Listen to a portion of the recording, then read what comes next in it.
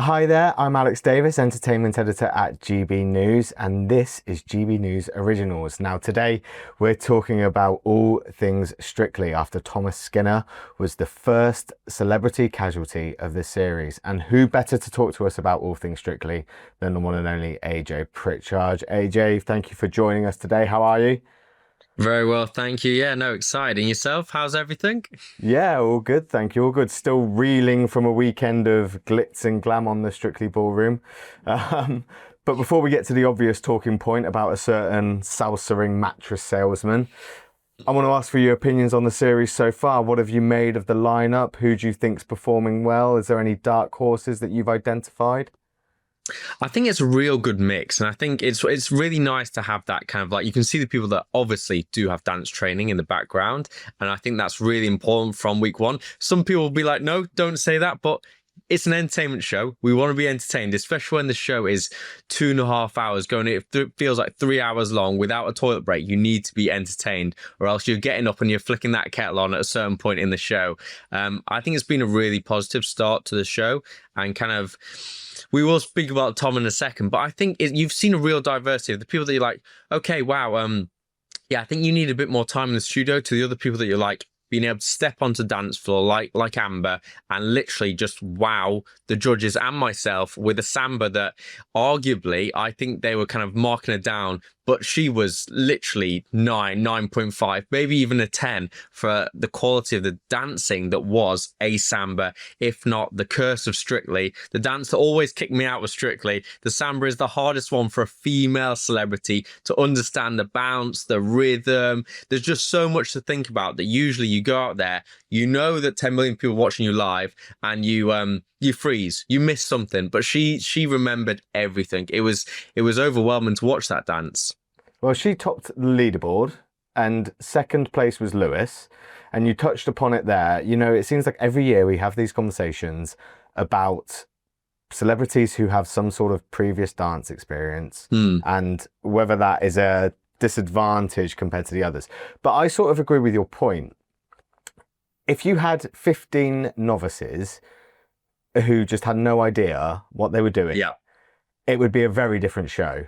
And you'd get the backlash to that too about the quality not being good enough. So I think you explained it pretty well there, but it is important to have these people who do actually sort of know what they're doing amongst the celebrities, isn't it? If we're being brutally honest, if there were 15 novices, zero dance experience, I wouldn't be tuning in till Blackpool. Let's be brutally honest here, because you would be like, wow, there's a real journey, and the next one you'd be like, there's a real journey. Like you'd be literally repeating the exact same thing every single dance, and that would be quite a lot. But I think when it comes down to Strictly as a show, it's really evolved over the years. And I think that's in a positive manner, because we as an audience are very well educated now. We know that we want to see the bounce, the rotation, the rhythm in the samba. We know that in like the Viennese waltz, when they're doing, they want to say flat on the reverses. We've become the sofa experts, and it's quite funny. Like my fiance was sat down here, she was like, yeah, no, I think that's going to be a 6 because like they weren't doing this. I was like, wait, and you can see it in her head being like, wait, I'm not a judge, but I'm judging people. And I think that's is kind of what makes the show so good, because you feel like you've got that familiarity between the dances, and you become that fifth judge on the sofa.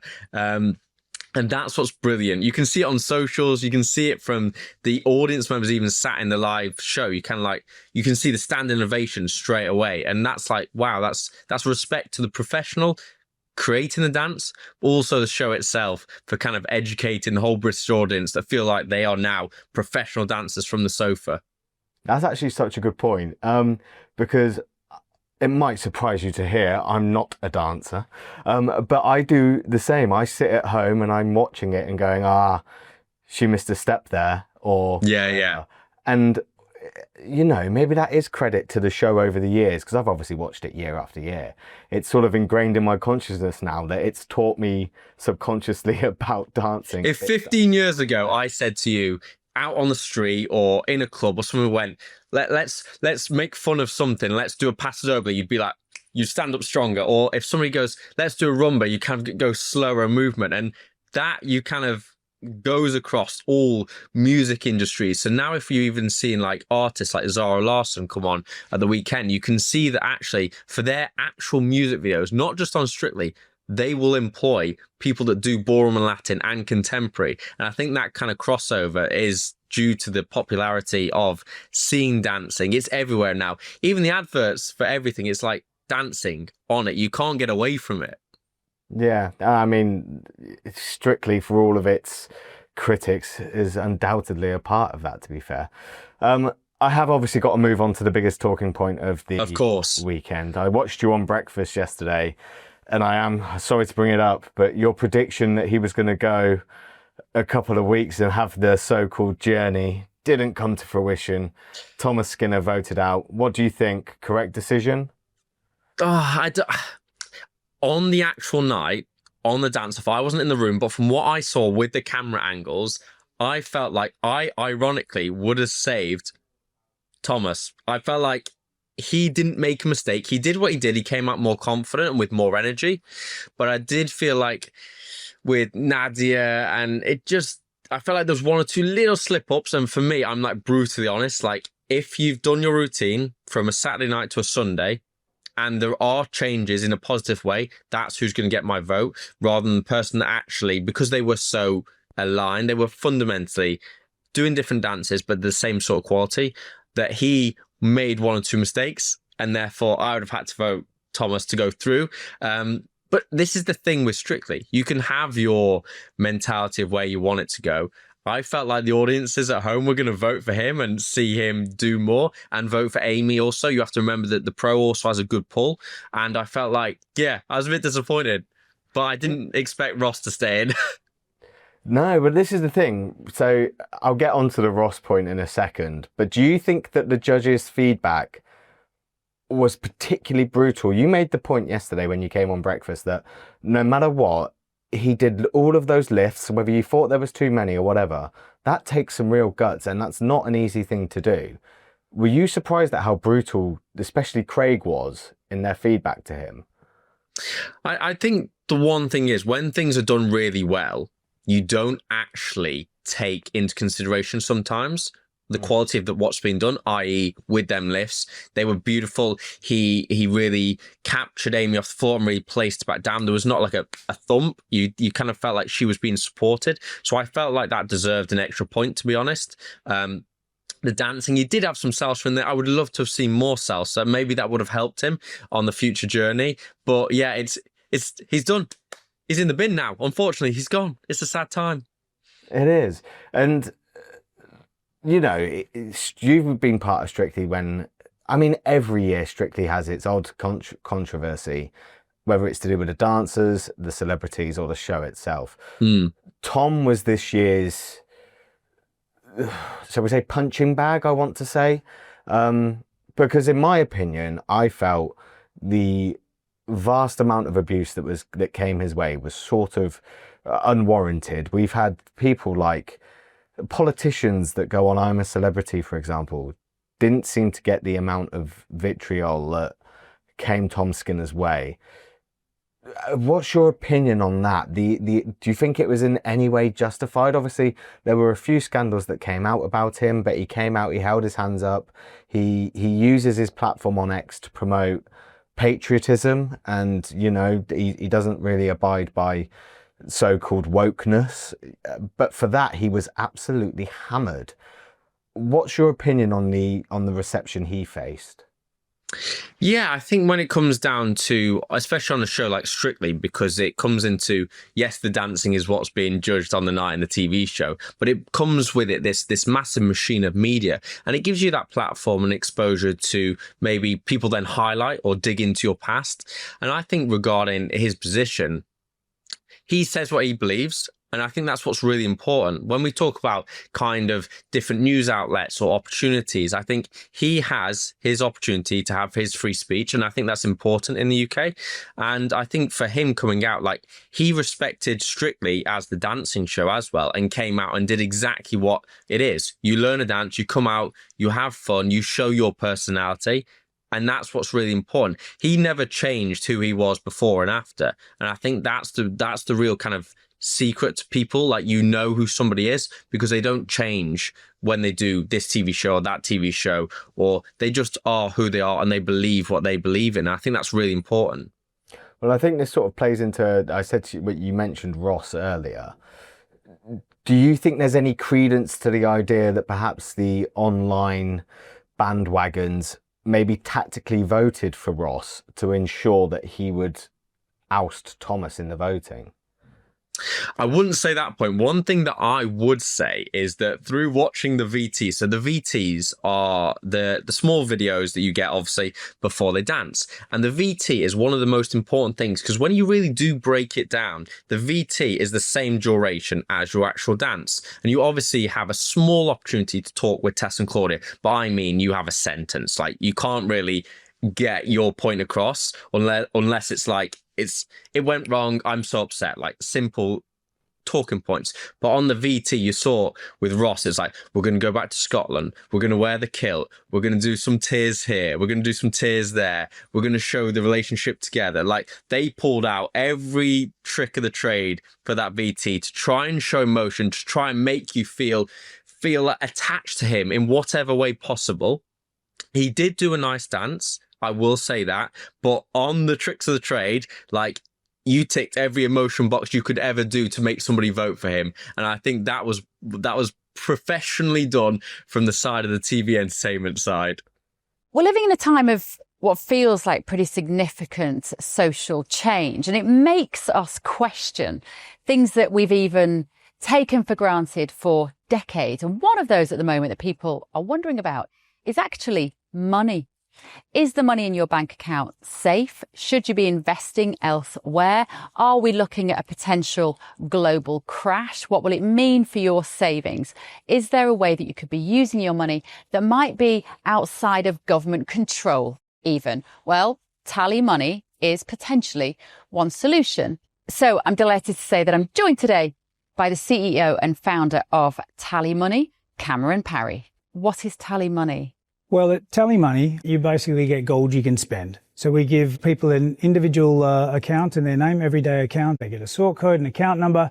They use that account just like they would pounds from their bank, but it's milligrams of gold that we brand as Tally. Okay. Why would you do that, though? What is the benefit to the customer instead of just having a normal pound sterling account?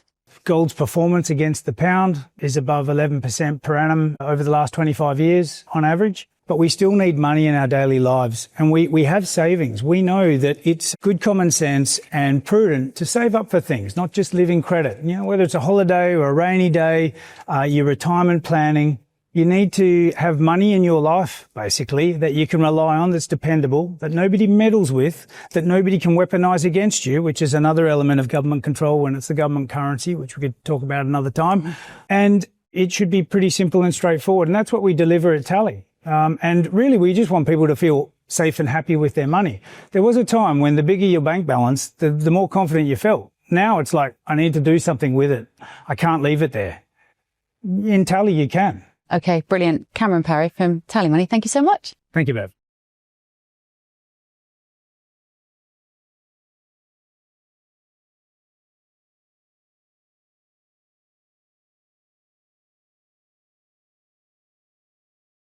That's actually a really good point, and I've actually never thought of it like that, about how the VT is the same length as the dance itself.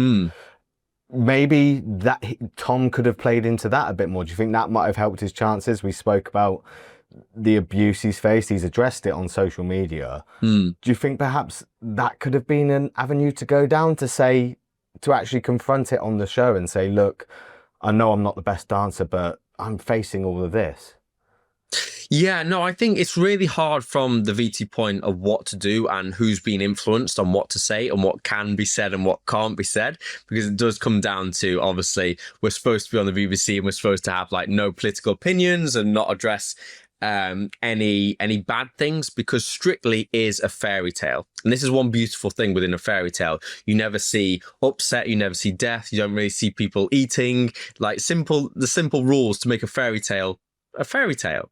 So therefore, we always get used to like highs and lows of emotions, but certain things on the back end, they can be done to change that. But I think it's really important for someone like Tom, is kind of like using words and using your kind of emotions is a powerful point, and sometimes like that is forgotten, and they definitely use that for a positive with Ross. And maybe with Tom, he maybe wasn't quick enough to get into it. Like, it's 2 weeks, like it's very hard to break down a barrier when you've kind of got an opinion of somebody.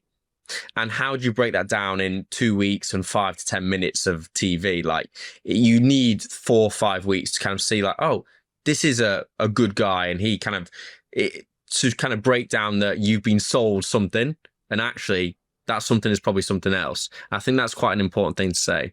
I think what really surprised me more than anything is obviously Amy has been on, you know, a hell of a journey. She's done incredibly well to even get back to competing on the show after what she's been through. But even she was like, listen, this guy's a lovely guy. Like, he's brought the confidence out of me. We've been working really hard together. And I did feel for her when she got really emotional in their exit interview. She was obviously the first out. I really felt for her. Are you still sort of in contact with Amy? Did you work much with Amy? What was your reaction? I think it's really important what you said. It's Strictly is a mammoth, especially that day is a mammoth day. You're physically and emotionally exhausted, even when you're on a high or a low. And I think maybe like regarding what Amy said, he gave her the opportunity to build that confidence up, to go out there and show what she does as a profession, to dance, and to show her, maybe herself personally, like, I still can do this. Like, she's been through a roller coaster, and I wouldn't wish that upon anybody. And I think maybe like they could have highlighted that more, showing how much he was a gentleman to allow her to be herself and come out. And I think, yeah, you saw that emotion immediately. You can't fake that. That is true emotion. And I think that's really important. That's going to help Tom as well on the outside, I think. And I think like them relationships that you do build in the studio, working all day, all hours, you see the highs and lows, like that shows the character of the person that she was dancing with. But do you think by any chance, I mean, I don't know the inner workings of the machine, do you think the BBC almost wanted him out first, given the amount of headlines that he had made from even before he had stepped on the dance floor? Like, I was actually at this press day that hit headlines when he had supposedly stormed out of the interviews, and I can tell you now from being there was no big storm out that I saw. But do you think that all of those headlines that he attracted, do you think there was a little bit where the BBC was sort of are now sitting there today relieved? I think the other way around, personally. I think when it comes down to, if we look at social media, if we look at the context of anything, to a degree, all press is good press. And having the conversation of Strictly and the debates and that kind of open talking point, and always being at the top of that list of like, oh, what's the news article today? That's always going to be the best interest of a show and a production and a business at the end of the day. So I think anybody that's bringing like a little bit of controversy, a little bit of like, oh, there's a headline here for a different reason, it's always going to be good for the show at the end of the day. And the people that watch the show, that like, I watch it guaranteed every Saturday, every Sunday, they may highlight that, but the other people are like, oh, maybe I will check out what he's doing on this show. Let's see how his salsa does turn up, or his Argentine Tanya, if he's going to do it next week, how it's going to go. And to be honest, more press is better for everybody. Yeah, I struggle to think now who's going to get all of the attention going forward. Like we said about Amber and Lewis, they've done really well, but I was a little bit not disappointed, but what Karen did in week 1 compared to her week 2, it was sort of night and day, really. Yeah. Who do you think now will be the one that will get those sort of headlines, not those sort of headlines, but will get the attention now that someone like Tom Skinner's gone? Yeah, I think it's going to be like, not, for example, the headline and the talking points would be the same as what it would be with Tom, but I think you're going to start to see over kind of like going into week 3 and the movie week and pulling on the different stories. I think you're going to kind of see the people that are going to start rallying behind the people that they want to win from this early stage. And people forget that, like, it is a marathon, but the seed is planted now, who I kind of want to win, and the comments and who's going to fill the journey. Let's take Vicky Patterson, for example. Like, Vicky, like, a bag of nerves. everybody can see a bag of nerves, but jokes. Like, she even brought it up in a statement, like, from where she came from in Newcastle to the TV shows that most people of my age would know her from, for doing the craziest crazy things on a night out, to now being on Strictly Come Dance and having a awesome podcast, to like Queen of the Jungle. I think, like, having a family sat there and watching her, like, I think my mum and dad are going to be proud of me for the first time. Like, it's really cute to see that. And I think these kind of stories are kind of like, you're going to see, like, okay, they're going to try and do a lift. Maybe Kai will be like, let's try and do this lift this week. It doesn't work. She's probably going to hit the deck. And then it's going to be like, oh, is she going to be okay, like, for this week? And then she's going to pull it out of the bag. Or, to be honest, even if something goes really bad, and it's quite funny because sometimes even within my years, it'd be like, this week, I think this lift may not make it.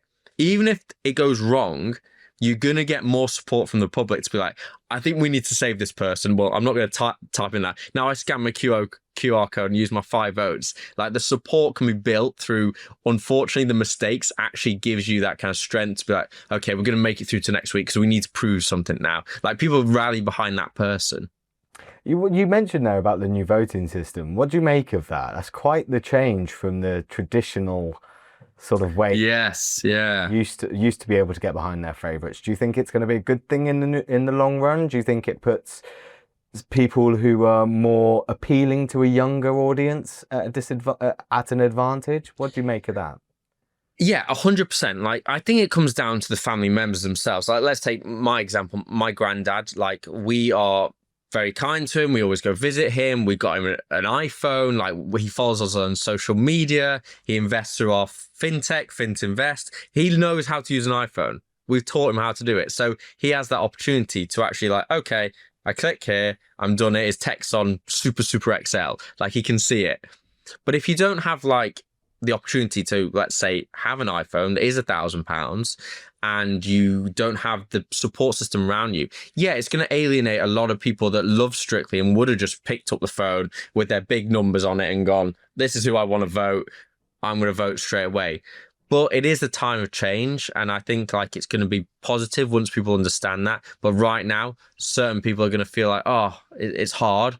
But hopefully they've got a support system around them, the elder generation, to actually vote for the people they want to. It was it wasn't the only change, of course. There were a few different bits as well. What I saw quite a bit on social media last night weren't too fond of the new results show format.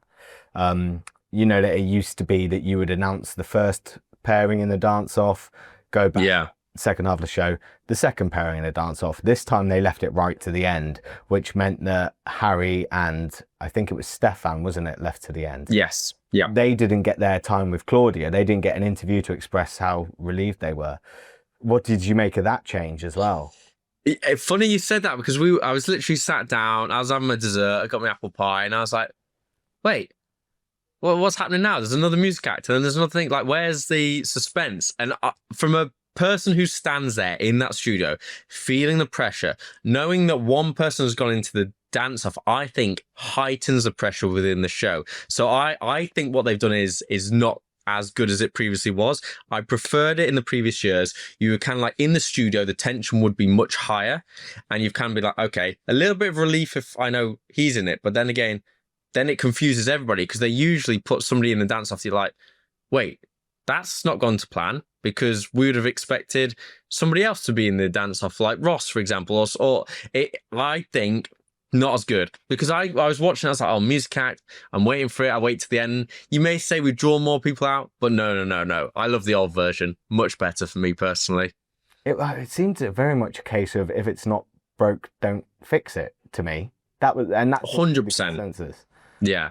It was a bizarre change. And it's same with the judges, and having the head judge. Shirley has the power. For me, Shirley, head judge, she even said it to the pros in the first couple of dances, like, I think we need to see a bit more dancing. We had like 4 bars of 8 of actual dancing there, and the rest was a little bit in, a little bit out. Like, swapping the head judge, I don't see the point in it. because most of the time the judges are usually aligned. And I think Shirley, through her years of being ultimate world professional Latin female professional and understanding ballroom to the same high quality, like she is the pièce de la résistance. She is the god in the dancing world. Like, stick with it. It's work. The pros respect her. The audience respect her. Like, give her the power. Keep it with her. The only thing on that is I wouldn't be surprised if it was actually a bit of Shirley's own doing. She put an Instagram up, which I thought was quite interesting, which was about to promote the results show. She said something along the lines of, results show at 7:15. I'm not head judge this week, which means you don't need to tweet me.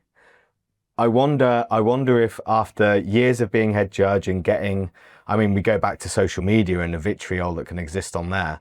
Maybe she was saying, look, I don't want to face that barrage of abuse every week as the head judge. I wonder if Shirley had a word about that.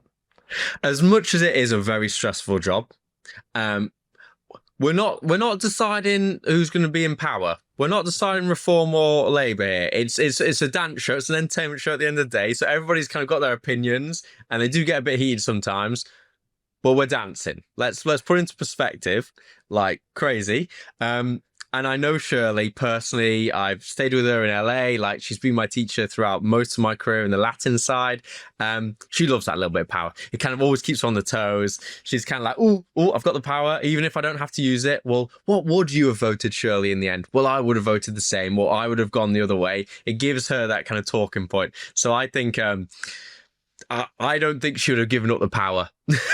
Oh, well, let's see next year. Maybe next year they'll revert it back. Maybe Shirley will say, no, I want that one back.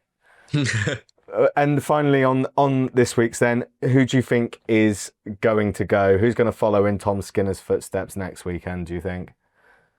Yeah, I think it's going to be a hard one. I think we'll see what Ross does, and I think he's going to be close to that. We'll see how much support he gets and what the VT actually shows this coming week. Yeah, I don't think... Well, Nadia did really well, and she had a really nice dance, and they brought the kids into the VT room, and they kind of did a really good dance. And I hope that he has a powerful dance to move forward, because he is strong, he's got the length, and if he listens to the judges, they will reward him for that. And I think that will allow him to stay in another week. So I think hopefully it'll be a little spanner in the works, keep it entertaining for us, and we'll find out on that result show, that's for sure. Yeah, I've got a sneaky feeling it won't be Ross or Chris, to be honest with you. But I can't pinpoint who will. I feel Chris is like, you know, like an athlete. When you kind of get knocked down or you get given that comment, you're like, okay, thanks for that. I'm going to work on it. I'm really going to visualize that one thing. And if I produce that one thing, I know I'm going to get rewarded for it. And when you give athletes this kind of like constructive criticism, they really do well from it, especially on a show like Strictly, because it's quite easy for me to see if somebody's down and if somebody's up and they come out of their next dance, like you can see that contrast. Yeah, well, you should read it. I know we just spoke a minute ago about how it's only dancing. If you read Chris's latest Instagram post, anybody would think he's sort of gearing up for the World Cup final or something even bigger. See, you bring out the Olympians, bring out the athletes, they always go full force. They do. They're a competitive bunch. Well, thank you so much for your time, AJ. I really enjoyed chatting to you about that. I'm sure we'll chat again soon. Yeah, 100%. Keep watching, keep dancing. What's going on with you at the moment? What have you got in the pipeline? So in the pipeline at the minute, it may sound completely polar opposite. The entertainment we still do, and we do pantomimes at the end of the year. But I also have a financial investment app. So it's called Fint Invest, F-I-N-T. So we focus on education, investing, and really on the business element, because like on Strictly, like you never know how long your body's going to last as a dancer. So you have to set up a company and businesses so you know that can last forever. Brilliant. Sounds great. I'll have a look. Well, yeah, thank you so much for your time, mate. Enjoy the rest of your day. And like I say, we'll speak again soon. We 100% will. Have a good day. Thanks, you. Thanks, AJ. Take care. Bye. So there you have it. That was GB News Originals. If you liked what you saw, do be sure to give us a like and subscribe and download the app from the App Store. GB News isn't just a channel. It's a family. And now you can be a part of it. Join our membership for exclusive content and to be part of the conversation. We're building something different together. So join us today. Because your voice deserves to be heard. Become a GB News member today. Visit gbnews.com/support or scan the QR code on screen now. Thank you.